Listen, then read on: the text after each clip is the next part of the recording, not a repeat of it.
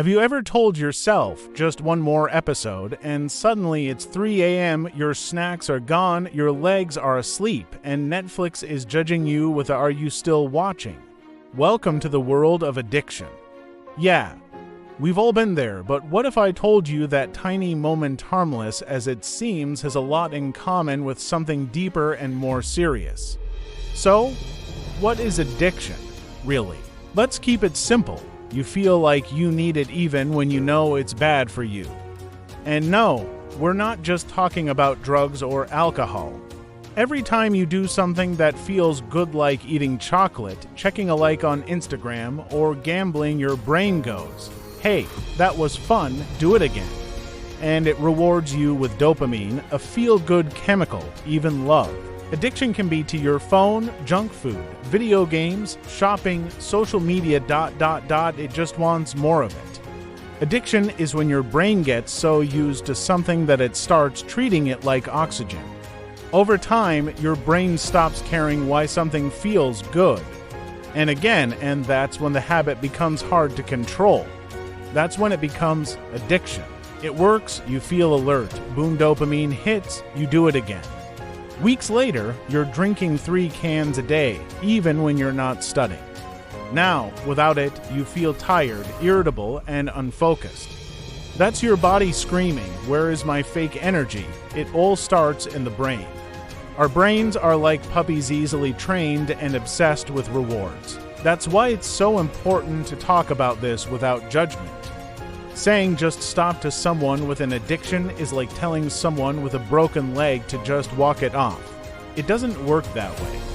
Sounds harmless, right? Well, imagine that brain of yours is now chasing dopamine like a kid chasing the ice cream truck. Here's a super simple example. Let's say you start drinking energy drinks during exam week to stay awake. You're not just enjoying it anymore, you're depending on it. Now, the tricky part. Addiction doesn't feel like addiction in the beginning. It feels like comfort, like a reward. Like you're in control, but slowly, the control flips. Instead of you choosing the behavior starts choosing you. People don't choose to be addicted. Addiction is about the brain's relationship with a behavior, not just the substance. They often start out just trying to cope with something: stress, sadness, boredom, loneliness. Here's the good news. Addiction is not a life sentence. It's a condition, and like many conditions, it can be treated. People recover every single day. They go to therapy, find support groups, learn to replace bad habits with healthier ones, and most importantly, they ask for help. And guess what? Asking for help doesn't make you weak. It makes you stronger than the addiction trying to control you. Let's bust a few myths real quick. Myth number 1. Only bad people get addicted. Reality. Addiction doesn't care who you are. It can affect anyone: doctors, students, parents, even your super fit gym friend. Myth number 2. If it's not a drug, it's not addiction. Wrong again. Myth number 3. You have to hit rock bottom to get better.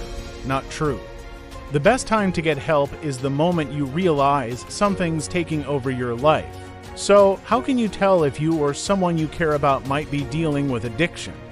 Here are a few red flags. You keep doing it even when it causes problems. You try to stop but can't. You lie about it or hide it. It's taking over your time, money, health, or relationships. If any of those sound familiar, it might be time to pause and reflect.